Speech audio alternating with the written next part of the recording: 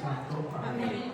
Ven Espíritu Santo, llena los corazones de tus fieles y enciende en ellos el fuego de tu amor. Envía tu Espíritu Creador y renueva la faz de la tierra. Oremos, oh Dios, que has iluminado los corazones de tus hijos con la luz del Espíritu Santo.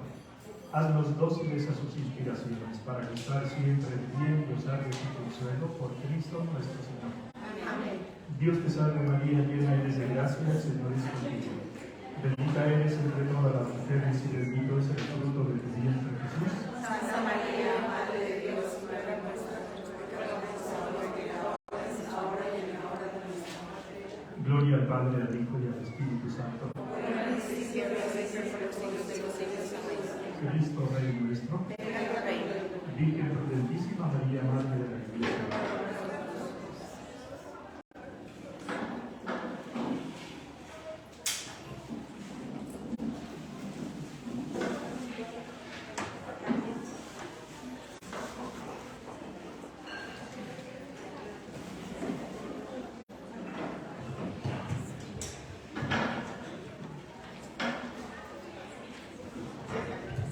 A quienes me escuchan ya desde dentro y como voz de la conciencia a quienes me escuchan todavía desde fuera, para que se vayan acercando. Les había yo prometido la vez pasada mostrarles un libro, un buen libro sobre San José. Al otro grupo se lo había presentado hace 2 semanas y lo presento ahora a ustedes. Yo sé que hay muchas devotas a San José y no está mal contar que las devociones a santos y a santas estén en su lugar. Corremos el riesgo, sin suficiente formación, de poner por encima devociones a santos y a santas. Por encima digo de quien es el autor de la santidad de los santos y de las santas, que es Dios mismo. Y puede ser que haya alguna devotísima de Santa Rita. Y no tengo yo nada contra Santa Rita, por favor, pero quiero que a Santa Rita la dejemos en su lugar y que no la pongamos a nivel ni de María, ni muchísimo menos de Jesús, del Padre o del Espíritu Santo. Entonces, si todo está en su lugar, vale la pena. Y también, si somos conscientes de qué significa cristocentrismo en la vida de un creyente y en la vida de un miembro del movimiento Regnum Christi, cristocentrismo significa que tenemos como centro de nuestro diálogo espiritual y de nuestro trato espiritual a Cristo. Cristo como segunda persona de la Santísima Trinidad, que además es el único que pudo decir, y lo dijo: yo soy el camino, la verdad y la vida. Ningún santo pudo haber escrito eso, porque un santo puede ser un camino, pero no el camino. Entonces, lo verdaderamente sólido es la devoción a Cristo, al Padre, al Espíritu Santo y derivadamente a la Santísima Virgen. Y por debajo, San José y todos los santos que pueden venir. Entonces, con esa salvedad, este es un buen libro para quienes sean devotas del devotas de San José. Se titula Consagración a San José y como subtítulo tiene Las maravillas de nuestro Padre Espiritual. Es de un autor que se llama Donald Calloway. Supongo que Mick, que aparece después, es misionero de la Inmaculada Concepción. Quiero suponer que es eso. Tiene varias partes este libro. Una primera es la preparación de 33 días para la consagración a San José. Yo en un primer momento cuando leí esto dije, bueno, ¿y por qué 33 días? quiero deducir que es por los años de la vida de Jesús, que vivió 33 años. Y para mí la parte más importante y más rica espiritualmente es la segunda, que se titula Las maravillas de nuestro Padre Espiritual. Y ahí hay distintos capítulos. Uno, joven esposo de María; otro, padre virginal de Jesús; otro, hombre justo; otro, adorador de Cristo; testigo silencioso; patrono de la buena muerte. Y luego viene una serie de oraciones a San José y unos apéndices. Quedan entonces informadas sobre la existencia de este buen libro de devoción a San José. Avanzamos en nuestro curso, que hoy tiene su última sesión. Han sido solo 4. Pero esta es la primera parte del curso más amplio. Yo les dije que el curso amplio se titula María, mujer, esposa y madre. Estamos viendo María, mujer. Y hoy vamos a ver, como conclusión de esta primera parte, a María, mujer contemplativa. La contemplación es un ideal y una necesidad de todo creyente. Es un ideal porque nosotros estamos hechos para Dios. Y si estamos hechos para Dios, estamos hechos para ver a Dios. Y una manera de ver detenida, profunda, esencial a Dios es contemplar a Dios. Que significa no ver distraídamente a Dios entre muchos otros objetos que tengan nuestros ojos delante, sino ver exclusivamente a Dios. Y procurar iluminarnos con todo lo que Él ha dicho de sí y con todos los pasajes que podamos nosotros utilizar, tanto del Antiguo como del Nuevo Testamento. Porque si Dios nos ha hablado y se nos ha revelado, es para que nosotros lo escuchemos, porque habló, y lo contemplemos, porque ha actuado en la historia. Y esta contemplación tiene que ser el acto, dijéramos, más gustoso, más espiritual, y como una pregustación del cielo, porque en el cielo nosotros veremos a Dios tal cual es. Y la contemplación nos acerca un poquito en esta línea para que nuestra relación con Dios sea una relación que nos ilumine, que nos encienda espiritualmente, que nos acompañe, que nos enriquezca, que nos oriente. Si es el caso, que nos corrija, pero que siempre nos ayude a seguir en unión cada día más estrecha con Él. Por un lado eso. Por otro lado, a modo de introducción todavía, vamos a partir de un pasaje evangélico, que además son cosas de Dios. Yo no lo había programado así, pero así quedó. Vamos a leer de nuevo el texto del Evangelio de la misa de hoy. Este texto, pero desde la perspectiva de la contemplación de María, mujer contemplativa. El texto dice, en el capítulo 1 del Evangelio de San Lucas, a partir del versículo 39, y el versículo 39 es exactamente el siguiente al final de la Anunciación, que termina en el 38. Y ese versículo 38 dice: María dijo: he aquí a la sierva del Señor, hágase de mí según tu palabra, y se fue de ella el ángel. Así termina el pasaje de la Anunciación. E inmediatamente después se añade: en aquellos días se puso María en camino y con presteza fue a la montaña, a una ciudad de Judá, y entró en casa de Zacarías y saludó a Isabel. Un reporte brevísimo geográfico. Recuerden ustedes que Tierra Santa tiene norte, centro y sur.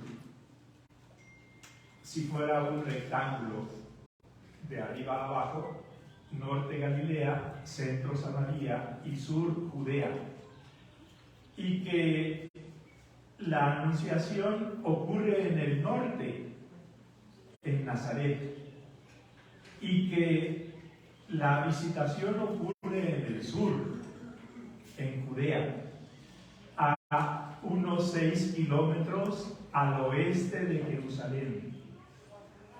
Por completar la idea, 6 kilómetros al sur de Jerusalén está Belén, y 6 kilómetros al oeste, o sea, acercándose hacia el mar, está el pueblecito que se llama Ein Karem.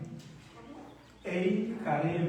Y Ein Karem significa la fuente de la viña, como Belén significa la tierra del pan, porque hacen un pan muy rico todavía en el presente, se puede saborear, pero también si le damos más importancia a lo que significa el término y escribimos con mayúscula pan, es el nacimiento de nuestra Eucaristía.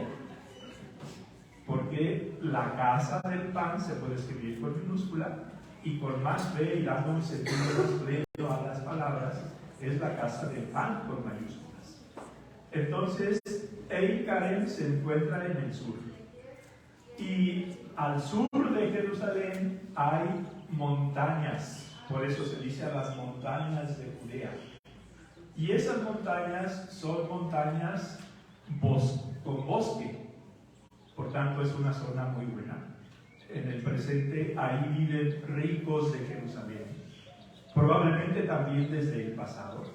Y se puede pensar que siendo sacerdote Zacarías, tenía además, dijéramos, del oficio de ser sacerdote, también una buena posición social que le permitía vivir no en la ciudad, o tal vez también en la ciudad. Incluso en la misma Ein Karem se conservan dos espacios. El primero, que sería su casa de verano, que es lo que más se visita, y el otro sería en una parte un poquito más apartada de la ciudad, el sitio donde había nacido San Juan Bautista. Pero sea lo que sea, lo que quiero aquí destacar es el esfuerzo de María por recorrer en aquellas condiciones algo así como 150 kilómetros, que llevarían más o menos una semana, por lo menos.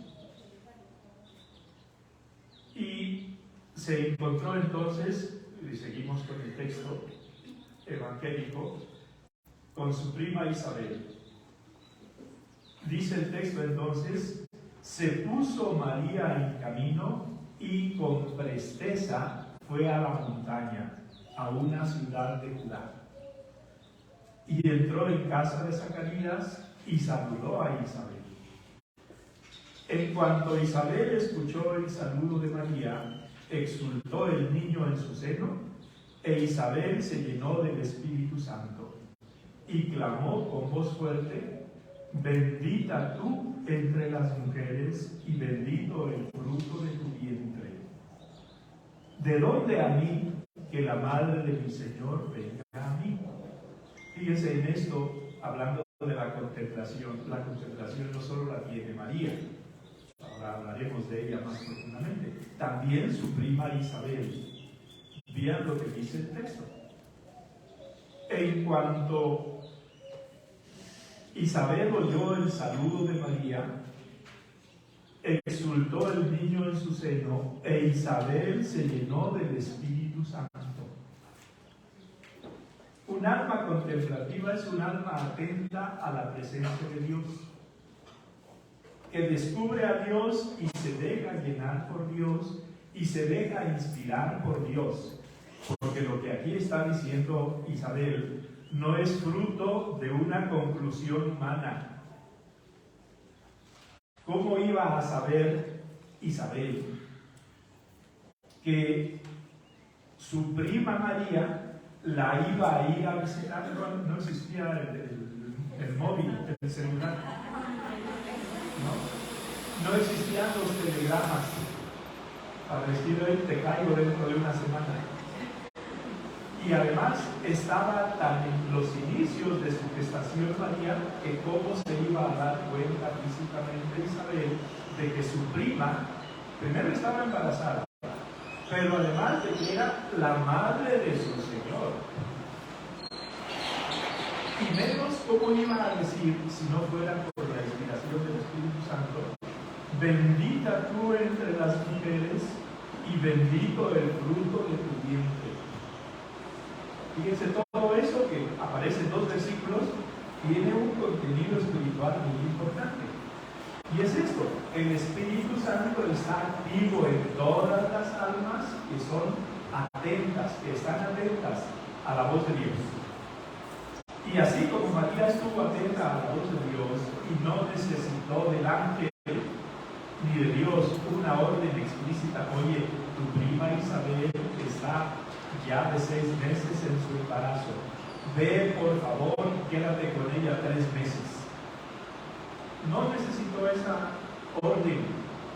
Las almas que saben amar y que son dedicadas en su amor no necesitan que les den órdenes. Basta con que capten necesidades y de inmediato van a solucionar esas necesidades. Y es lo que hace por un lado María y por otro lado también Isabel, que inspirada por el Espíritu Santo le dice a María: bendita tú entre las mujeres y bendito el fruto de tu vientre. Y recuerden que eso es la segunda parte de la primera oración del Ave María. Les recuerdo que la primera parte es el saludo del ángel a María en la Anunciación: Dios te salve María, llena eres de gracia, el Señor está contigo. Fue exactamente el saludo de María. Y ahora el saludo de Isabel dice: bendita tú entre las mujeres y bendito el fruto de tu vientre. Continuamos. Dice después el texto: porque así que sonó la voz de tu saludo en mis oídos, exultó de gozo el niño en mi seno. Y añade: dichosa la que ha creído, porque se cumplirá lo que se le ha dicho de parte del Señor. Esa es la intervención de Isabel, la visitada. Y la visitadora dice así: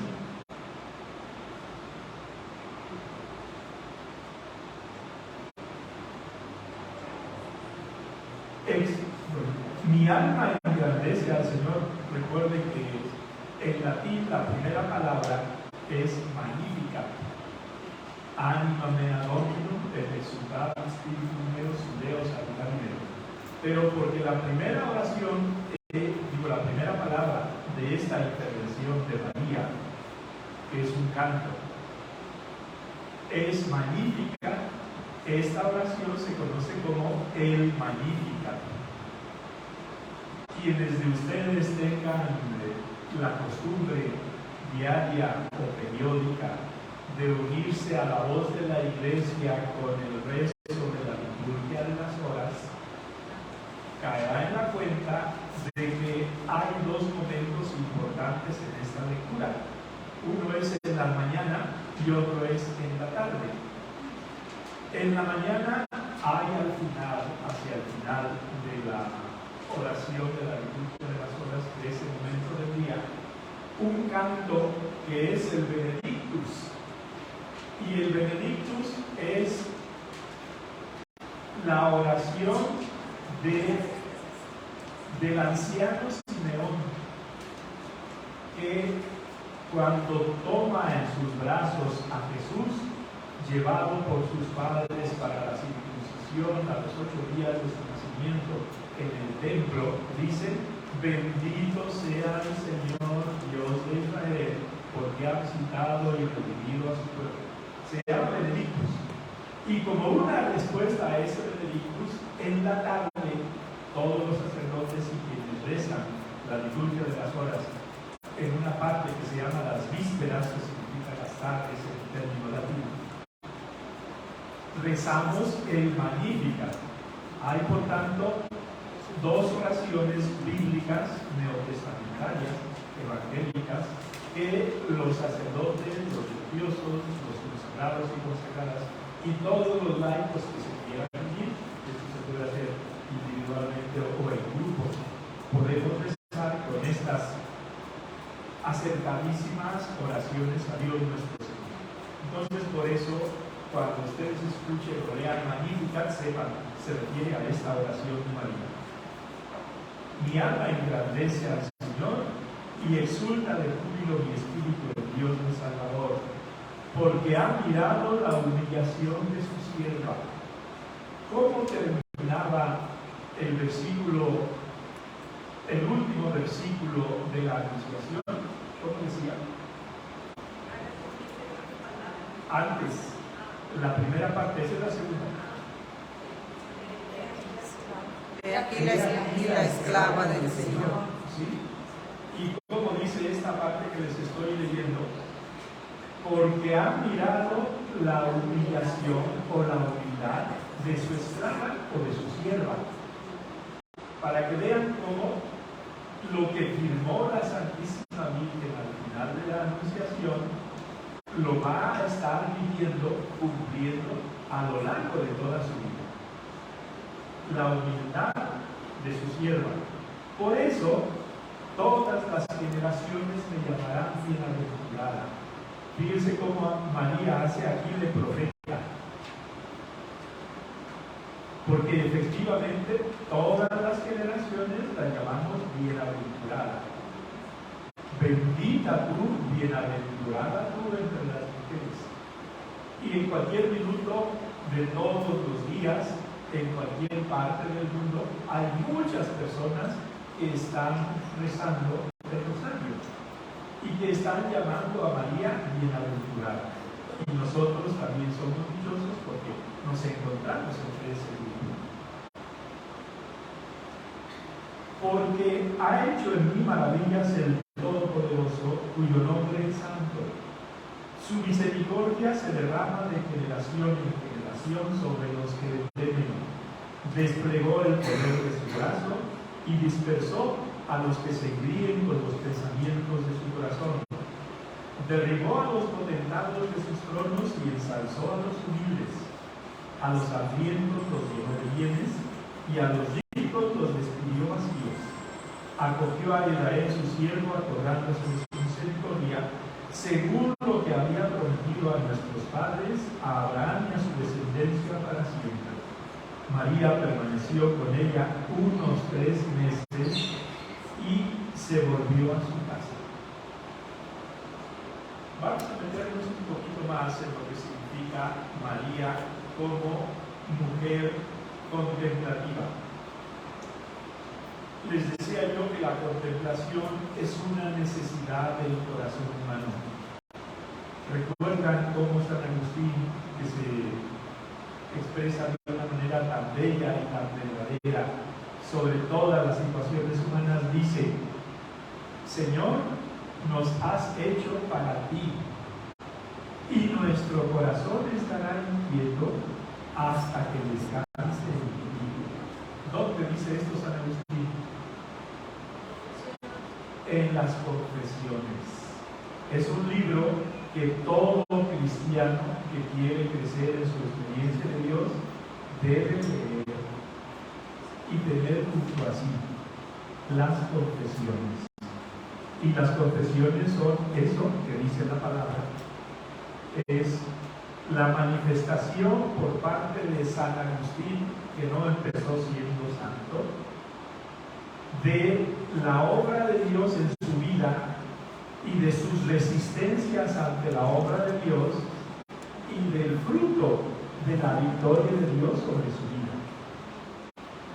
Y es tan original que es el primer libro en la literatura universal que es el que una persona se atreva a mirar a lo profundo de su corazón y a manifestarlo en público. Las confesiones. Entonces, si es verdad, y es verdad lo que dice San Agustín, de nos has hecho, Señor, para ti, y nuestro corazón estará inquieto hasta que descanse en ti, Pues una manera de descansar en esta vida en Dios es contemplar a Dios. Contemplarlo sin prisas, contemplarlo sin tener el reloj o el celular como una especie de dictador de nuestros tiempos. Es verdad que pues, también somos hijos del tiempo y que en un día tienen que caber muchas cosas de muy distinta naturaleza. Pero la más importante es tener tiempo para Dios, porque de esa forma le estamos manifestando a Dios que valoramos lo que es nuestra vida, que es un regalo suyo, que nosotros agradecemos cada uno de los minutos que nos da y que queremos vivirlos en su compañía. San Juan de la Cruz, yo creo que les he comentado esto en algún otro momento, tiene una estrofa en un librito que se titula Avisos, donde manifiesta experiencias y verdades de la vida de un creyente. Y uno de esos avisos dice así, y lo tenemos que relacionar con este tema de la contemplación y con este tema de María. Dice: olvido de lo creado, memoria del Creador, atención a lo interior y estarse amando al amado. Olvido de lo creado, memoria del Creador, atención a lo interior y estarse amando al amado. Él lo titula Síntesis de la perfección cristiana. También se podría decir Camino de la contemplación. Y también se podría decir método necesario de toda oración. Todo eso es verdad. Voy a comentarlo brevemente y a aplicarlo a María. Olvido de lo creado. ¿Por qué se dice olvido de lo creado? Si todo lo creado es criatura de Dios. Se dice porque comparada la criatura con el Creador, la criatura es muy poca cosa. Y cuando se trata de unirse a Dios nuestro Señor, nos interesa el Creador más que la criatura. Y en esos momentos la criatura puede distraernos de estar con Dios. Y por eso un ejercicio importante es, y todos lo tenemos que luchar, y quizás durante toda nuestra vida, es no poner en el mismo nivel la criatura y el Creador, y menos poner en un nivel superior a la criatura y dejar en un segundo lugar u olvidarnos del Creador. Por eso un trabajo ascético, es decir, de esfuerzo espiritual, viene a ser inicialmente, para una buena oración, olvidarnos de lo creado. Por eso Jesús, en el Sermón de la Montaña, cuando está hablando de cómo oran los fariseos y los escribas y cómo tiene que orar un cristiano, dice: cuando ustedes vayan a orar, no hagan como los escribas y los fariseos, que se ponen en las esquinas de las plazas y oran en voz alta. Añado, para llamar la atención a los hombres. Dice: no, cuando tú vayas a orar, ve a tu habitación, cierra la puerta y ahí en lo oculto habla a tu Padre. Y tu Padre, que ve en lo oculto, te recompensará. Por eso, ahí el Señor también está diciendo: olvídate de lo creado. Por eso es en tu habitación, y todavía más, cierra la puerta. Y ya no es solo cierra la puerta a personas que están ahí a tu lado, sino cierra la puerta absolutamente a toda otra realidad que no sea Dios. Y por eso San Juan de la Cruz dirá en otro momento, cuando se reza, hay que buscar aquel lugar donde el sentido tenga menos distracciones. Por ese mismo motivo. Entonces, ¿cuándo llegó el ángel a presentar a María el plan de Dios en la creación? Pues cuando María estaba recogida en su casa. Es así como lo presentan en general los artistas en las anunciaciones importantes. Quizá la más importante pues es la de Leonardo da Vinci, que tiene su anunciación, pero también Giotto tiene la suya, y muchos otros artistas tienen su interpretación de este momento de la anunciación. Pero en el mismo momento en que la Santísima Virgen está visitando a su prima Isabel, en realidad lo que está haciendo es dejar espacio a las inspiraciones del Espíritu Santo, que son las que mueven la actividad de María.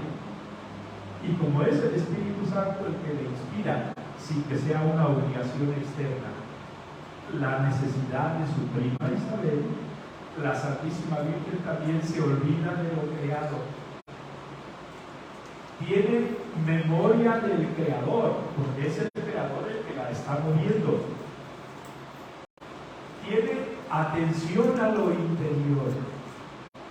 Lo interior es lo más importante en la vida de las personas. Lo interior. Y lo interior no es el lugar donde estoy, no son las personas que me rodean, no son los ambientes que frecuento, no es la profesión que ejerzo, no es el descanso en el que me encuentro, sino el interior es mi corazón, es mi conciencia, porque es ahí donde Dios habla, es ahí donde Dios advierte, puedes hacer esto, es ahí donde Dios corrige, esto que quieres hacer no es bueno, esto que has hecho no está bien. Es ahí donde el Señor premia. Qué bien que hiciste este acto de caridad. Qué bien que hiciste esta llamada telefónica. Qué bien que hiciste esta visita. Qué bien que no comentaste lo que traías en la punta de la lengua en esa conversación donde estaban todos deshaciendo motoras, deshaciendo a alguien. El Espíritu Santo habla en cada corazón. Y hablaba en el corazón de la Santísima Virgen. Y se ve que hablaba por las buenas obras que María va realizando. Y sobre todo la contemplación consiste particularmente en estarse amando al amado. Si Dios es amor, y todo lo que creó por amor, y a nosotros de un modo muy particular nos creó, y dice la Sagrada Escritura al final de la creación del hombre, vio Dios lo que había hecho y era muy bueno. En cambio, cuando crea las estrellas y cuando crea el mar y cuando crea los reptiles y demás, nada más dice vio Dios lo que había hecho y era bueno. Entonces, si estamos muy bien hechos por parte de Dios, nuestra forma de corresponder a Dios es ponernos en diálogo con Él, contemplarlo a Él. A este respecto les recuerdo una anécdota muy conocida del santo cura de Ars. Ars es un pueblecito del sureste de Francia, se encuentra cerca de la ciudad de Lyon, que tendrá, pues no sé si 4.000 habitantes o quizás menos. Cuando llegó el cura de Ars, había una frialdad total y un alejamiento por parte del pueblo respecto a Dios y a la iglesia. Y lo que hizo el cura de Ars desde que llegó fue abrir la iglesia a las 6 de la mañana y quedarse ahí a rezar. Tiempo después llegó un campesino y se quedó al lado del cura de Ars, delante, frente al altar. Y no se quedó 5 minutos, ni 3 minutos, ni 10 minutos, se quedó 1 hora o más. Y así un día, y otro, y otro, y otro.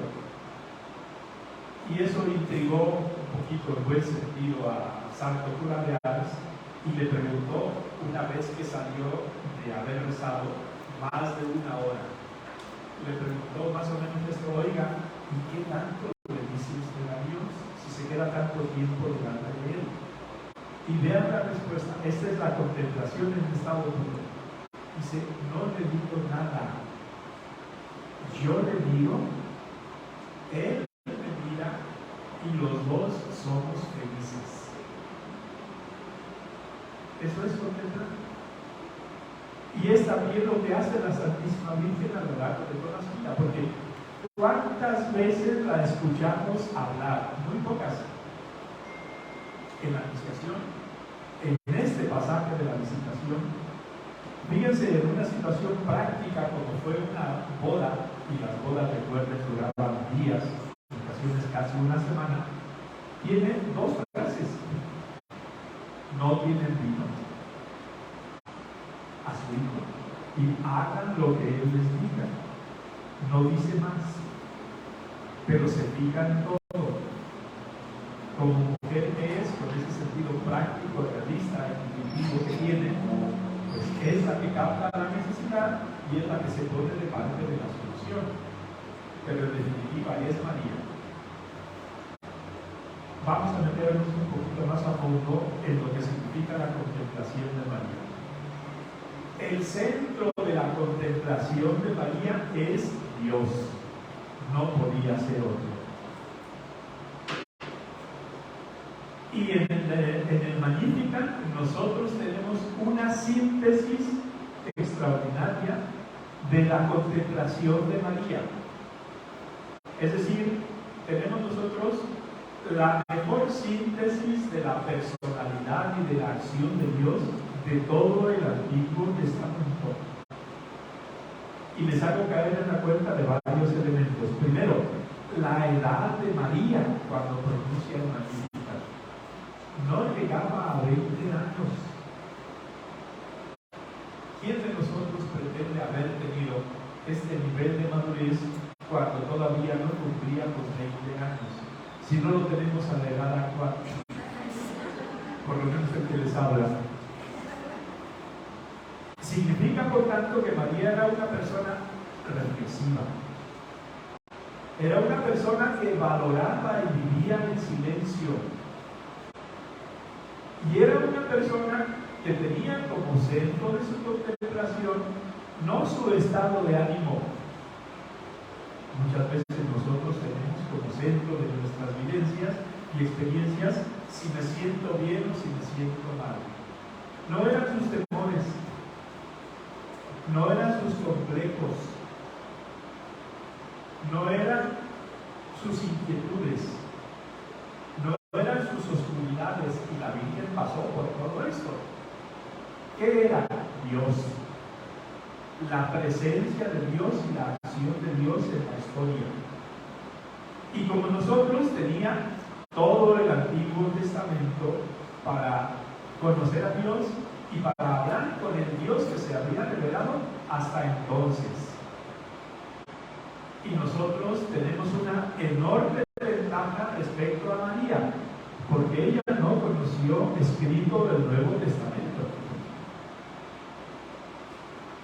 Nosotros podemos sacar una imagen, entendámoslo bien, mucho más completa de Dios, conociendo lo que ella conoció y meditó, que fue el Antiguo Testamento, y conociendo lo que ella no pudo meditar, que es el Nuevo Testamento escrito como nosotros lo conocemos. Es verdad que con el tiempo pues tuvo tal contacto con Jesús, que en poco tiempo Jesús la pudo llevar a un nivel mucho más elevado de santidad.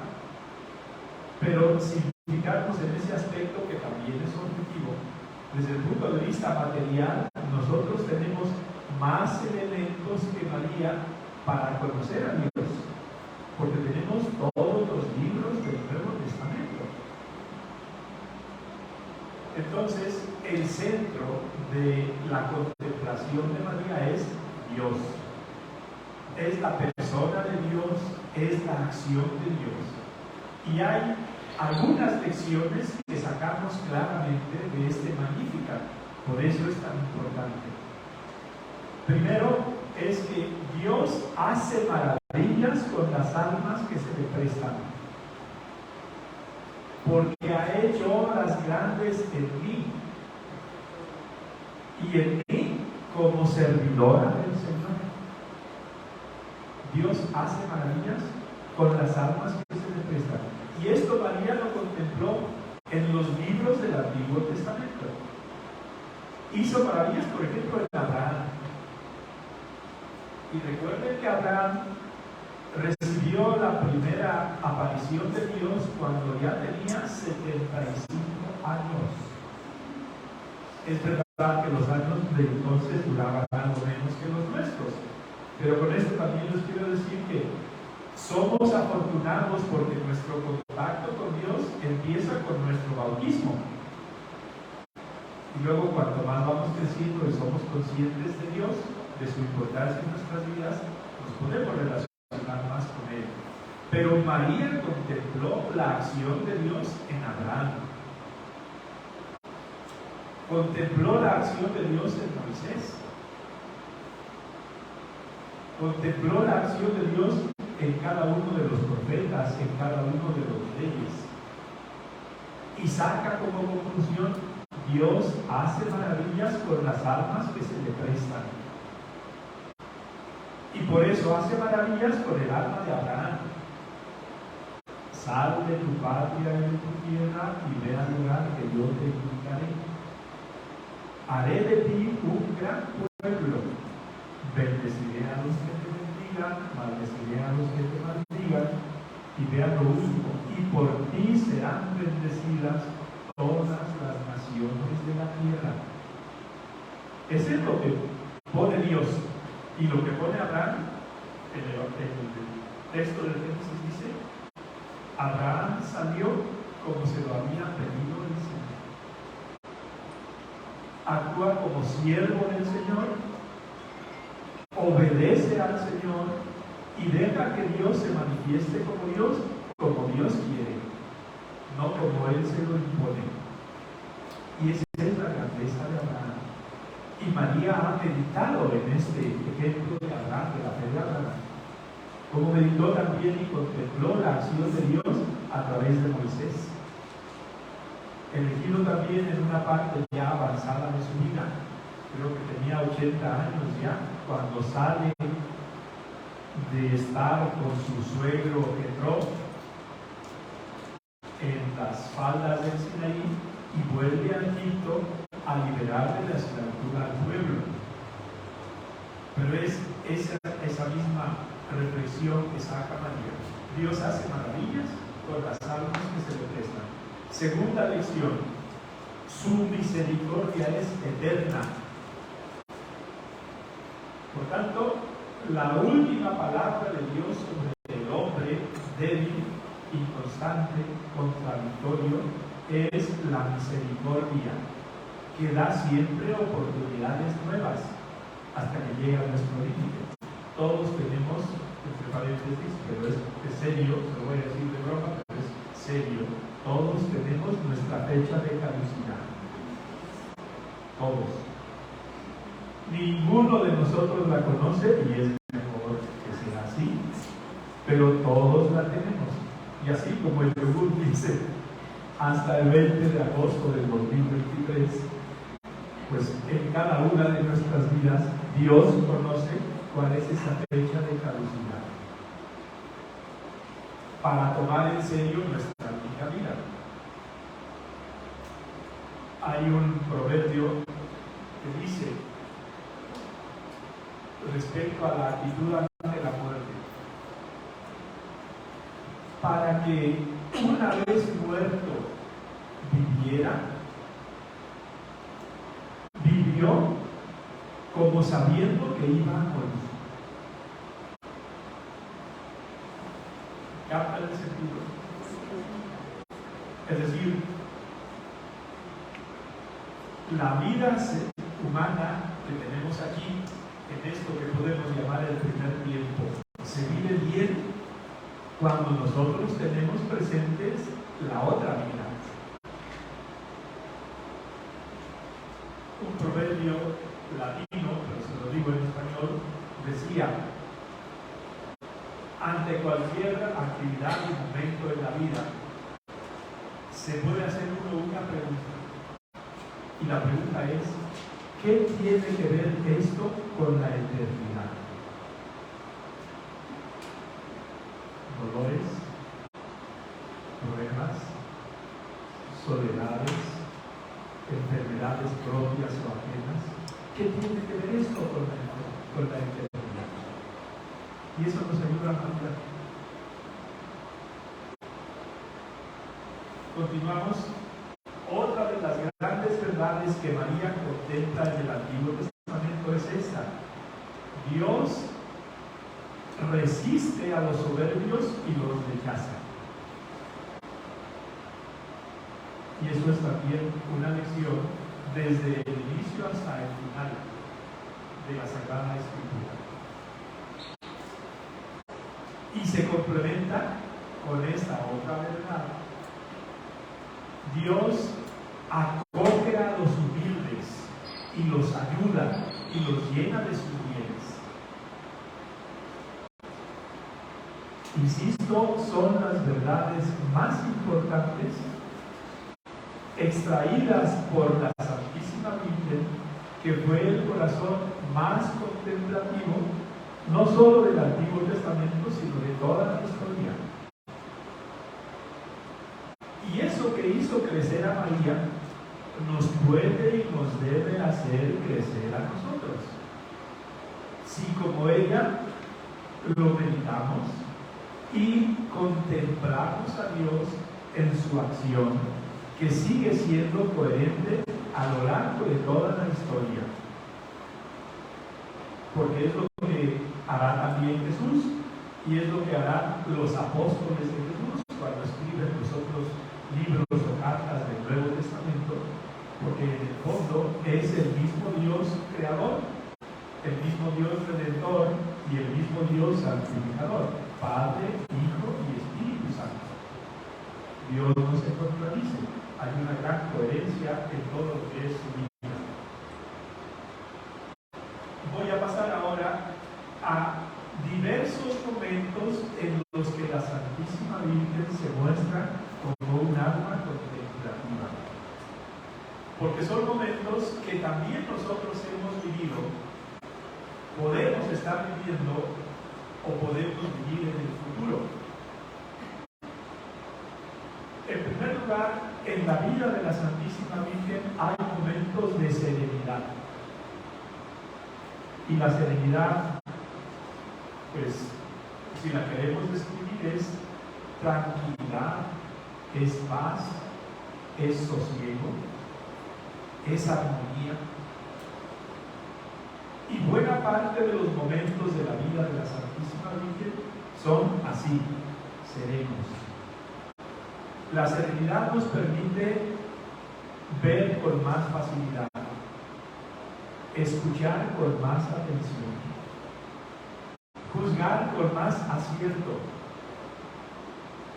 En definitiva, significa estar atentos a la voz de Dios nuestro Señor.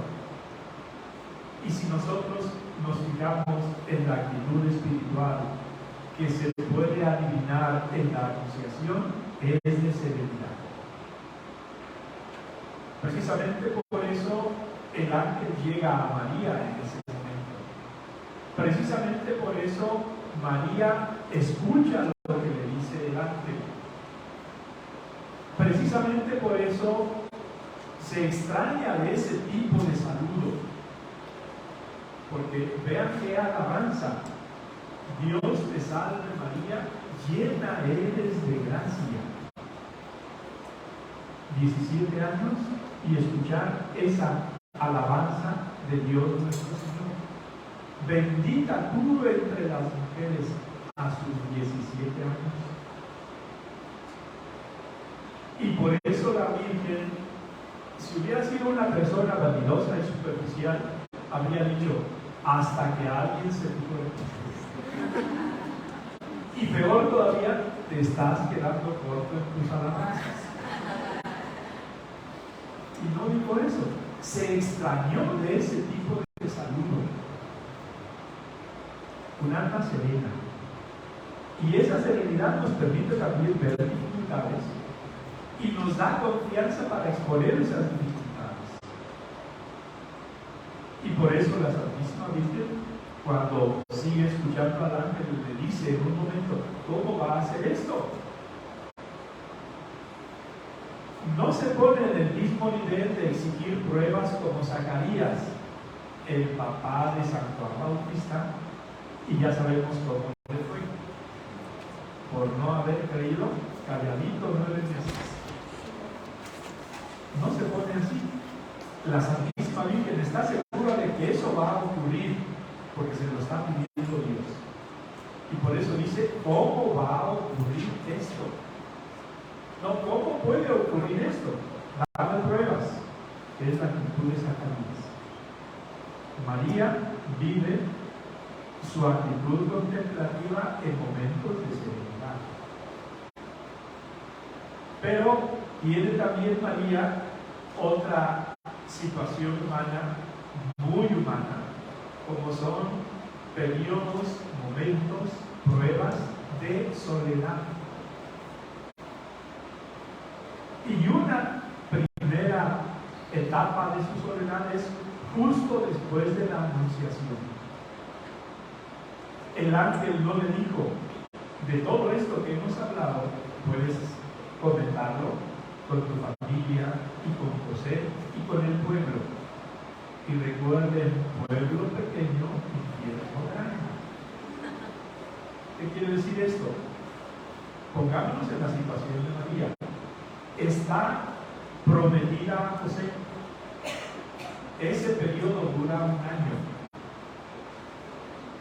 Y José vive en su casa y María vive en la suya. Solo cuando se casan va la mujer a la casa del marido, antes no. Entonces, si después de la anunciación empieza la gestación de María, piénsenlo al mes, a los 2 meses, a los 3 meses. ¿Qué podrían haber pensado la familia de María? Los vecinos de María y el pueblo de Nazaret. Sin embargo, el ángel no le dijo, lo puedes comentar. Y si no le dijo, lo puedes comentar, María se lo cayó. Y vivió en una gran soledad. Esa primera etapa de su vida. Pero pensemos en otro momento de soledad. En un momento de la vida oculta del Señor, falta San José. No sabemos cuándo fue, nos gustaría haberlo conocido como fecha y demás, pero no es esencial para nuestra fe. Pero lo que ocurre después de que San José falta es que María vive otra etapa diversa y dolorosa de soledad también. Y que esa soledad, sabemos que la soledad, según la vivamos, puede ser una maldición o una bendición. Quien sabe vivir su soledad encuentra motivos de crecimiento y ve esa situación como una oportunidad que el Señor le manifiesta para que crezca su confianza en Dios, su fe en Dios, su amor a Dios, su servicio a los demás. Pero quien no ve bien la soledad, la ve, pues no sé, como una maldición, una mala suerte. Y en vez de crecer, pues como que se va cerrando más en sí misma y es una soledad estéril. La primera, en cambio, es una soledad fecunda, porque está habitada por Dios. Y la Santísima Virgen, su soledad la supo vivir de una manera madura, de forma que creciera en esa situación de soledad. Y ciertamente fue una situación de soledad el hecho de que San José faltara en algún momento de la vida oculta del Señor. Y otro momento de soledad es cuando Jesús le dice: mamá, gracias por todo lo que has hecho por mí. les había advertido antes de que me les perdiera en el templo que yo tenía que estar en las cosas de mi Padre. Llega el momento en que yo tengo que dejarte y tengo que ir a hacer eso. Si la Santísima Virgen hubiera sido una mujer posesiva, una mujer controladora, una mujer, se dice mucho ahora, tóxica, se habría desmelenado cuando le escuchara esto del Hijo y casi hubiera utilizado sus lágrimas como un argumento para que su hijo no se fuera de casa. Y en ocasiones puede ocurrir. Y puede ocurrir porque no somos conscientes de que los hijos no son posesión de los padres. Y que los hijos no tienen por qué realizar lo que los padres quieren que realicen. Y que Dios dota a cada hijo de sus propias alas. Y que si son alas propias, los hijos tienen que poder volar en su momento. Entonces, la Santísima Virgen sabe ver esta decisión de su hijo no como un mal momento, sino como un momento distinto de aquí está la servidora del Señor. Y si es del Señor, es del plan del Señor. Y es del plan del Señor en lo que se refiere a mi propia vida y en lo que se refiere a la vida de los que el Señor ha puesto a mi lado. Y así se puede comprender que la Santísima Virgen, aunque le doliera esa nueva soledad, la viviera de una manera madura. Pero María vivió también su soledad en otra situación muy humana, los momentos de dolor. Y qué importante es que en los momentos de dolor, cuando nos sentimos más solos y más impotentes y más incapaces, nos arroguemos a los brazos del Señor, porque Él está con nosotros. Recuerda que Dios es fiel a sus promesas y que Él dijo: yo estaré con ustedes, contigo, todos los días hasta la consumación del mundo. Esa es su promesa. Y el cumplimiento de su promesa lo encontramos en la Sagrada Escritura, lo encontramos en el fondo de nuestro corazón y lo encontramos de un modo particularísimo y de una manera más descarada, si tenemos fe, en el sacramento de la Eucaristía. Por eso, la Santísima Virgen también nos da el ejemplo de un alma contemplativa en los momentos de dolor. Pensemos en el Calvario. El texto de San Juan dice de una manera muy sobria, muy sintética, pero muy real. Y no es solo a nivel físico, sino sobre todo a nivel espiritual. María estaba de pie junto a la cruz de Jesús. Estar de pie significa una actitud de fortaleza, una actitud de serenidad, una actitud de confianza junto a la cruz de su Hijo. Y es lo mismo que logró transmitir de una manera tan bella, casi diría, casi insuperable, Miguel Ángel en la Pietà. Su hijo ya muerto, ella sentada con el cadáver de su hijo sobre sus piernas y en sus brazos, pero la actitud del rostro de la Santísima Virgen es de una meditación serena, de una aceptación humilde de la voluntad de Dios sobre la vida de su Hijo, que humanamente había terminado de cumplir su misión en la tierra. ¿Recuerdan ustedes cómo pues esta misma imagen, este mismo momento, lo han reflejado a lo largo de la historia del arte muchos estilos distintos? Uno de los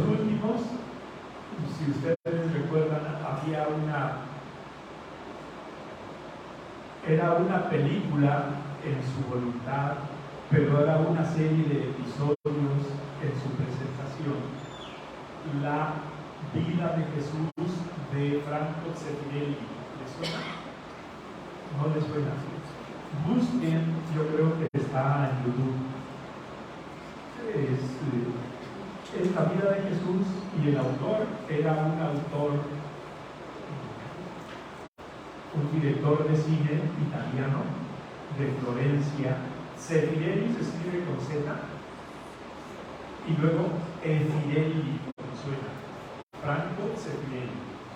Bueno, dentro de los grandísimos méritos que tiene la obra, y fue tan importante esa obra que en aquella época no existía el término de series de televisión, pero en realidad se llamaban antes episodios. ¿Sí? Fue una obra, si no recuerdo mal, 7 episodios más o menos de 40 minutos cada uno de ellos, que se emitió por primera vez en Italia desde un domingo de Pascua hasta el domingo de Pentecostés. Y fue de tal éxito esta película de Franco Zeffirelli que los lunes, hazmense ustedes, en los autobuses y en el metro y en los lugares de trabajo, los hombres no hablaban de los resultados del fútbol, sino del contenido del episodio de la vida de Cristo de Franco Zeffirelli. Bueno, para mí, una de las limitaciones de esta serie es que nos manifiesta a María como muy despeinada y muy fuera de sí por el dolor de la muerte de su hijo. No discuto que no pudiera, que la Santísima Virgen pues, no pudiera tener sus sentimientos. El modo como los transmite a mí no me convence de todo. Pero quitando eso, es una obra magnífica. Yo ya me he pasado 3 minutos. Tendría más cosas que decir, pero tampoco se trata de decirlo todo. Quédense con ese sabor en la boca y en el corazón, y que todo esto nos ayude a valorar cada vez un poquito más lo que es la figura de María, cuyo mes estamos concluyendo el día de hoy, precisamente con la visitación. Vamos a dar gracias al Señor.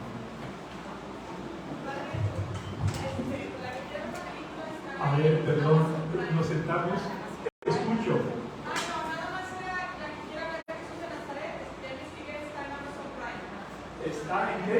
Amazon Prime. Bueno, pues ustedes conocen eso. Buen provecho. Te damos gracias.